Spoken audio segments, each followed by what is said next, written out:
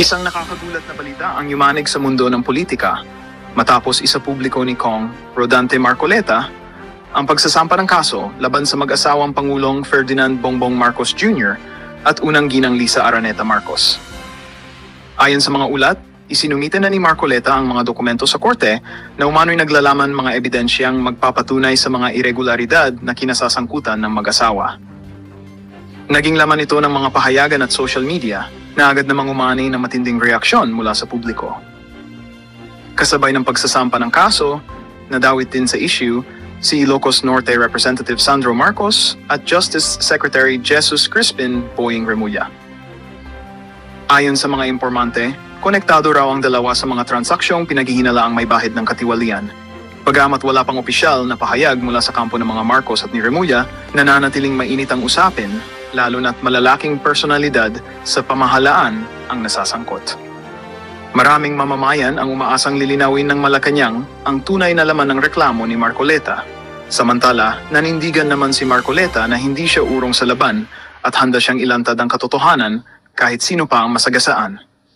Ayon sa kanya, panahon na umano upang malaman ng taong bayan ang mga katiwaliang matagal nang itinatago.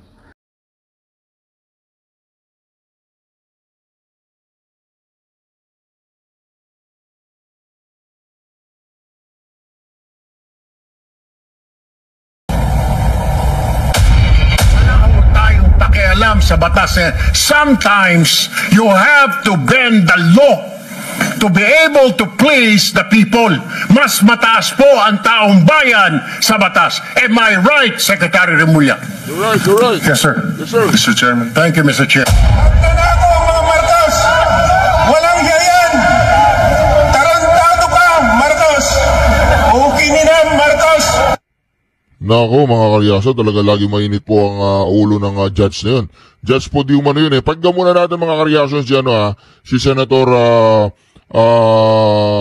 Cayetano ito mga karyasyon patungkol dito sa pagbabalik po ni Senator Pinky Lacson para maging Blue Ribbon Committee. Meron pong merong reaksyon o opinion itong si Senator Cayetano. Alan Peter. That's why I welcome ang pagbalik ni Senator Lacson.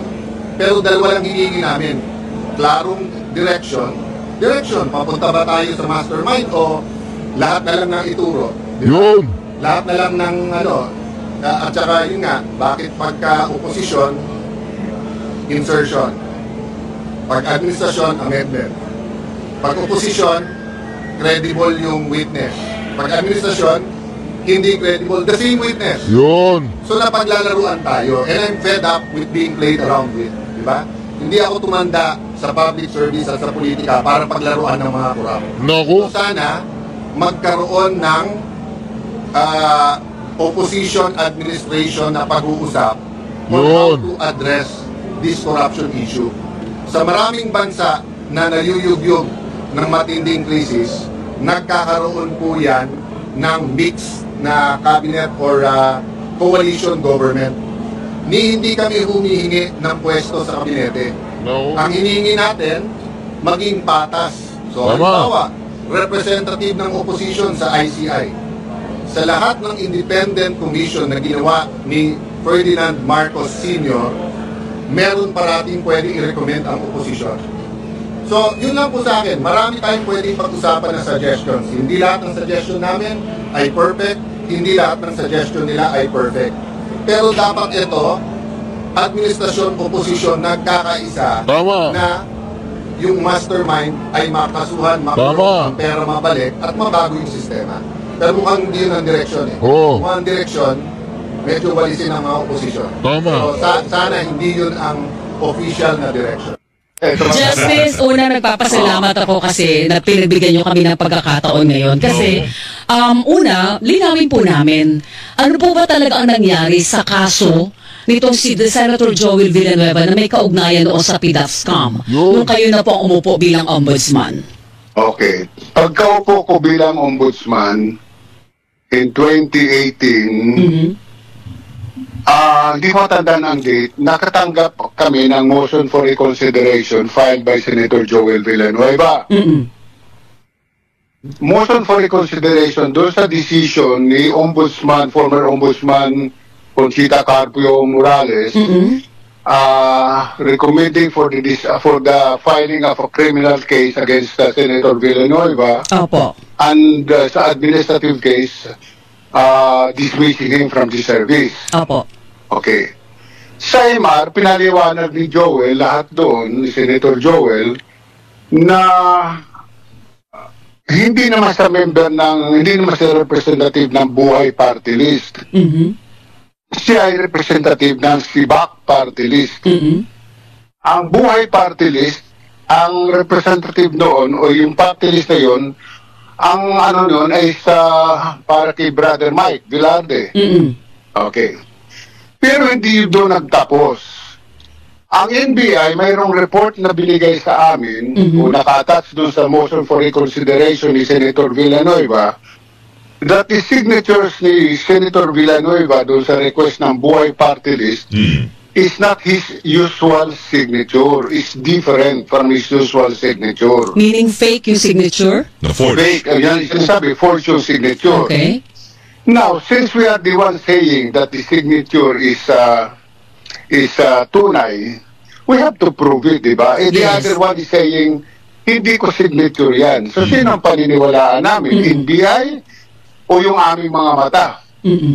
Samantalang ang NBI, alam ko yan, na pag tinitingnan ng isang signature, gumagamit pa yan ng mga microscope. Oo, ina-XR yan. Mayroon pa silang mga, parang sinuzoom yung signature para makita yung mga loop. Opo. So, dinismiss ko yung kaso. I dismissed both cases, criminal and administrative cases. So doon sa kaso, doon sa administratibo na sinasabing dismissed from the service, nireverse ko yun at dinismiss ko yung administrative case. Oo, doon. Na-reverse, nabaliktad yung unang desisyon ng 2016 na nagpapatalsik kay Villanueva bilang senador. Pero linawin natin, Justice, ang kasong ito ay nag-ugat nung siya pa ay representative ng SIBAC, meaning kongresista pa siya nun. Kongresista, alright. oo. At ang lumalabas, yung PDAF, hindi napunta sa SIBAC, kundi sa Buhay Party List. Ganun po ba yun? Buhay Party List, yes. So ano yung nagkamali ng information? Bakit siya nakasuhan? Kasi ang ginamit na pangalan doon sa request ng Buhay Party List, ipangalan ni Senator Joel Villanueva, nung siya congressman pa. Opo. Tapos using for signature. Finorge yung signature. At there is no evidence on record na yung pera na tanggap ng Buhay Party List ay napunta kay Senator Joel Villanueva. Yung pala. Alam mo kasi madaling magbintang na mayroon kang PDAF, binigyan ka ng project, na yung pera yun napunta sa'yo. Diba? Ang hirap patunayan noon. Unless there is really proof, mayroong matitrace mo sa bangko, may paper trail, yun ang mga madaling patunayan yun. Pero kung wala, edi, ba't natin ipipilit yung ating maling pananaw sa buhay? On record, na yung pera na tanggap ng Buhay Party List ay napunta kay Senator Joel Villanueva. Alam mo kasi madaling magbintang na mayroon kang PDAF, binigyan ka ng project, na yung pera yun napunta sa'yo. Diba? Ang hirap patunayan noon. Unless there is really proof, mayroong matitrace mo sa bangko, may paper trail, yun ang mga madaling patunayan yun. Pero kung wala, edi, ba't natin ipipilit yung ating maling pananaw sa buhay? So, doon na natapos yun, Justice. Pero ang sabi ngayon, may bagong statement kasi si Ombudsman Jesus Crispin Remulla para daw pong mysterious, secret, yung pagkakadismiss noong, o pagkakareverse noong dismissal order laban kay Villanueva at yung dismissal ng kanyang kaso. Abay, hindi ko alam kung anong sikreto sa amin kasi kung titingnan, mayroon kaming tinatawag na CCMS, yung Case Management System. Pag yung kaso ay nare-release, napupasok yan sa system eh. So nandun sa system, na-dismiss ko yun, ang date is July 2019. Opo. Ayan naman ay ibinigay sa kung may complainant sa complainant, binigay kay Senator Joel, siguro may kopya nun si Senador Villanueva. So hindi ko alam bakit sasabihin na sikreto kong ginawa. wala akong sekretong ginagawa sa aking trabaho. Na lahat nakabuyang-yang. Opo, hindi naman ibig sabihin yun, Ombudsman, na lahat ng desisyon kailangan nyo ilathala, kailangan nyo i-announce sa publiko. Kaya pa kayo sinasabi na... Or depende kung makuha ng media. Oo. Alam mo, Weng, alam nyo naman ang hirap kong hagilapin para ma-interview, di ba? Never nagpa-interview ako saying that I just promulgated the decision recommending for the case against Mr. Juan de la Cruz. Ginawa sa buhay ko yun. Opo. Kung pinakikiusapan ako ng aming media bureau, sabi ko, do not glorify me at the expense of the respondents because I am not sure whether the respondents are really guilty. Because on our end, our determination is only to determine whether there is probable cause for purposes of filing an information in court. Pero sa husgado, ang kailangan mo is a higher degree of probable cause, hindi probable cause. Proof beyond reasonable doubt. Yes. O paano hindi namin naabot yung proof beyond reasonable doubt, di acquitted? Bakit ako magpipiesta? Pagpipiestahan ko isang tao na ito si Juan de la Cruz ay may kasalanan na nakaw. At this point, Justice, itong ganitong klase ng kaso na na-dismiss na ng Office of the Ombudsman, na-reverse yung dismissal order, tapos na ito, hindi na ito pwedeng buhayin pa.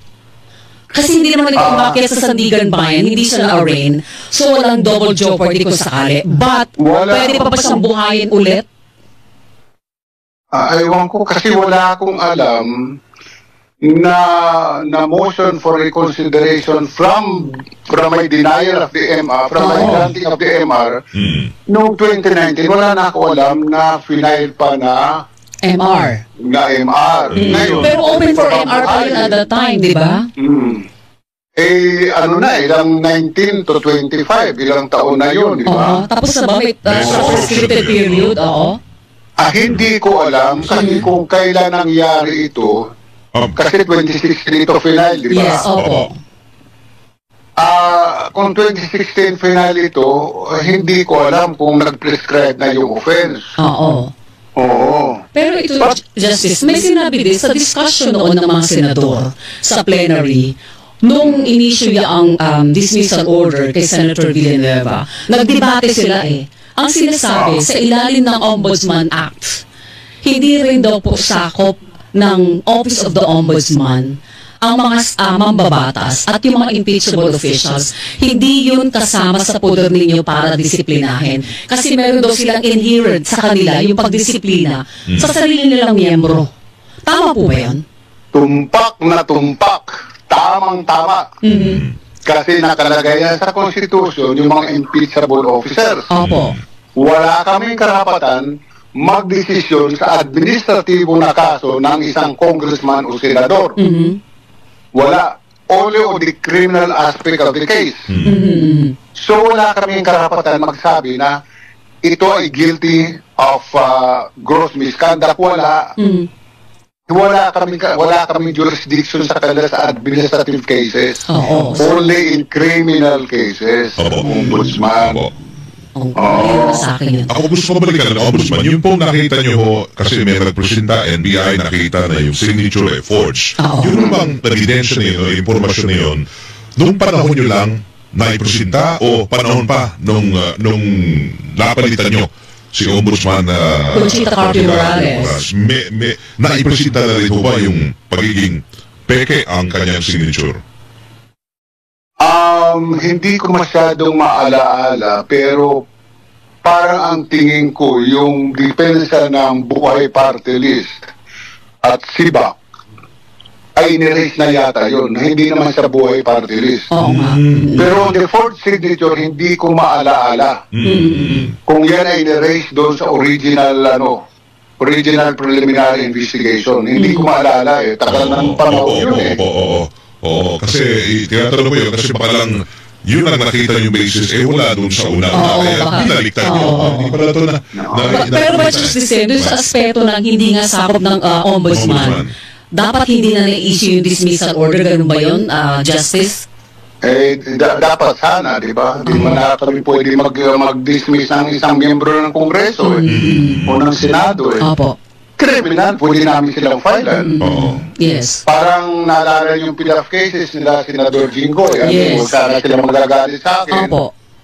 Criminal case lang pinay. Wala namang pinay na administrative case. Dinismiss sila from the service. Wala Opo. Alright. Oo. Justice, maraming salamat sa oras at isalinawan natin ito lahat. On your side. Nakuha namin yung side po ninyo doon sa sinasabing secret na decision po ninyo. Wala akong sikreto. Alam mo yan. Yes, sir. Hindi nyo trabaho mag-anunsyo ng mga naging decision ninyo. Depende yung kung makakalukay talaga namin mga media, di ba, Ombudsman? Ako ay mag-volunteer na spokesperson. Ngayon nga, nag-aaral ako maging reporter para yun ang aking maging sideline ngayon kasi wala na akong sweldo. Agaw mo pa kami ng trabaho. Ay, hindi. Si Alan Gatos ang nakagawa ko. Okay. Justice, thank you ha. Ingat po kayo. Salamat po sa oras. Nako, mga reaction. Kawawa naman si Bonjing Remulla, no? Oo, yung pangarap niyang maging bayani ni Tambaluslos. Joel Villanueva, kaugnay ito sa dating kaso ng binawi ni Ombudsman Boying Remulla ang plano niyang ipasibak sa pwesto si Senator Joel Villanueva. Kaugnay ito sa dating kaso. Bakit binawi? Bakit binawi mo? Ba't kumambyo ka, Boying? Ba't kumambyo ka? Sige, bira ng bira. Kumambyo ka walang ganyan. Senador sa pork barrel scam. Live mula sa TV5 Media Center, nangunguna sa balita si News 5 Justice Correspondent Camille Samonte. Kapatid, bakit nagbago ang desisyon ni Remulla?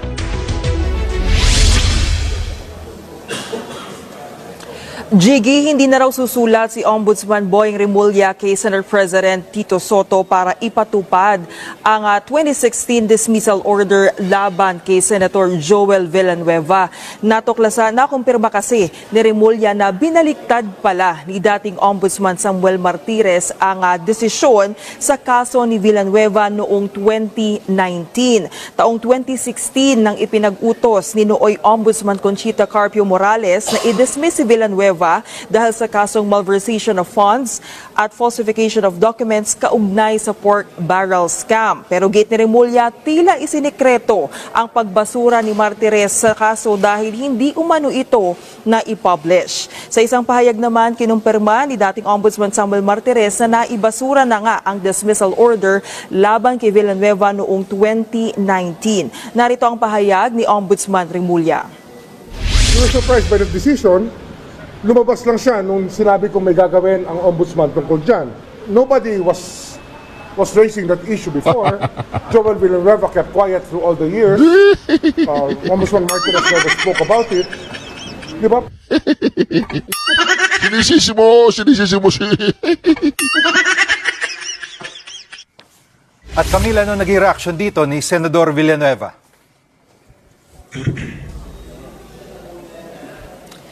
Jiggy, nanindigan si Senator Villanueva na ibinasura na nga ng Ombudsman ang dati niyang kaso na yan. Naglabas pa ng mga resibo si Villanueva, kabilang dyan ang dokumentong nagpapatunay na sa desisyon ng Ombudsman noong July 31, 2019 nakalagay na dismiss ang kanyang kasong malversation of funds and falsification of documents dahil sa kakulangan ng ebidensya. Naka-highlight din na pineke ang kanyang pirma kaugnay ng paratang na maanumalyang paggastos sa 10 million pesos niyang pork barrel fund noong siya'y partyless congressman pa. Naglabas din ng clearance si Villanueva mula sa Sandigan Bayan kung saan nakasaad na wala siya nakabinbin na kasong kriminal at administratibo hanggang noong Setyembre. At kakasend lamang ito ng opisina ni Villanueva.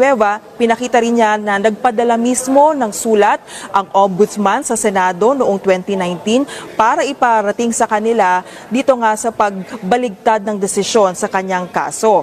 Ayon kay Senator Villanueva, inasahan na nila ang ganitong uri ng harassment. Idedemanda raw niya ang mga nagpapakalat ng maling impormasyon sa kanyang dating kaso. Gate naman ni Remulla, walang ginagawang harassment kay Villanueva. Kabilang din si Villanueva sa mga senador na nadadawit sa flood control scandal.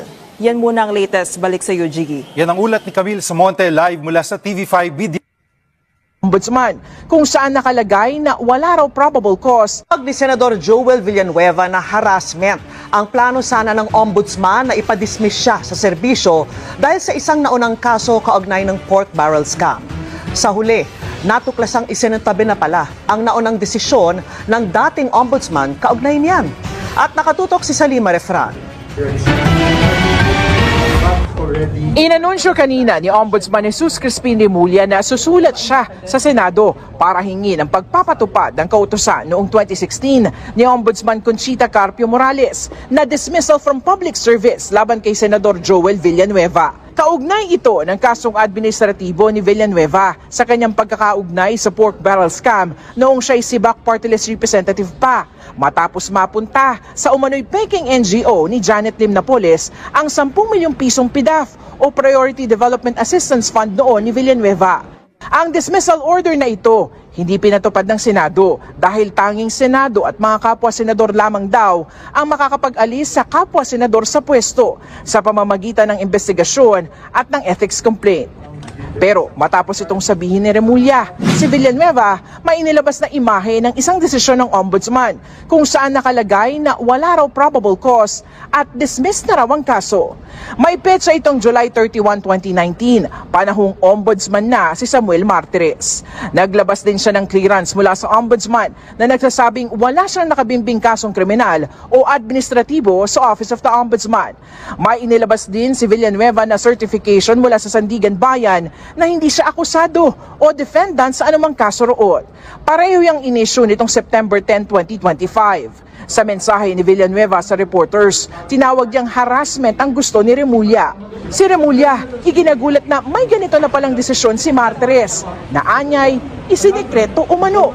I was confronted with a decision signed by former Ombudsman Martires dated July 2019. Lumabas lang siya nung sinabi kong may gagawin ang Ombudsman tungkol dyan. It's a surprise secret decision. Well, nobody was raising that issue before. Joel Villanueva kept quiet through all the years. Ombudsman Martires never spoke about it. Tama na, tama na. Ha? Kung sino talaga ang may pakanan ng flood control project, meron nang magtuturo. May testigo na. Sino kaya yun? Oh. Sino ang source ng balita na yan? Aba, matagal na natin pinapangarap. Ito ay mapagkakatiwala ang source. Ha? Sana. Ayon dito sa ating source, isa daw dating mambabatas. Dating mambabatas? So, it's either congressman, buhay yan, buhay. Senado, buhay, former. Ayan. Handa na raw siyang magsiwalak ng lahat ng kanyang nalalaman sa katiwalaan sa flood control project. Yan na ang sinasabi ko. Oho. Pero ngayon, anong posisyon yan? Wag muna natin sasabihin. Sige. Nako. Kasi baka ma-preempt. Exciting ito. Sige. Ito ang dito, ha? Ito ang... Kasi baka itanong nyo, ano ang kinalaman niya dyan? Diba? Anong nalalaman niya? Oo nga. Siya ba'y nagsangkot dyan? O siya ba'y gumawa din ng insertion? Ito ang clue, Jen. Ito daw mambabatas na ito ay involved talaga sa katiwalian. Nako, so aamin siya? Aamin siya. Mabigat nga yan. Involved siya sa nangyari at alam niya kung paano ginagalaw, paano ginagawa yung kalakaran dyan. Dating mambabatas, so ibig sabihin, hindi rito mambabatas, tapos na yung kanyang termino, gano'n. Tinong mo lang, Jen, ha? Oo. 20th Congress ngayon. Okay. Ang gumawa ng sinasabing pinakamatinding budget na maraming insertions, etc. irregularidad ay yung 19th Congress. Naku, kung ikaw ay kabilang sa 19th Congress at hindi ka na ngayon nakapwesto, pwedeng ito yan. Diba? Oo nga, no? Oo, pwede. Naku, isa-isahin ko yung mga dating senador at dating congressman. Grace po? Hindi? Wala pang pangalan. Wala pa. Wala pa. Akala ko, si dating mambabatas ngayon. At alam mo ba kung sino ang kumumpirma nito? Na siya nga ay direkta may kinalaman? Na ito ay may lilitaw na testigong ito? So kumpirmadong lilitaw talaga. Meron na. Dahil nakausap na ito ni Ombudsman Crispin Remulla. Naku po. Yan na. Ayan o. Ayan o. Sabahin mo, ha? Nakatanggap ako ng tawag mula sa amin. Yan o.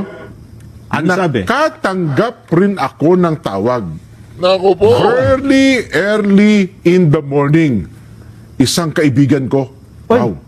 Para siyang go-between sa isang congressman from Quezon City who wants to tell all. Oy! Ayan na sinasabi ko. Tell all? Yes. So, we'll wait. Naku. I will work on that. Sasabihin niya itong involvement niya. Involved pala siya? Sino yan? Siyempre, alam niya, no? Sa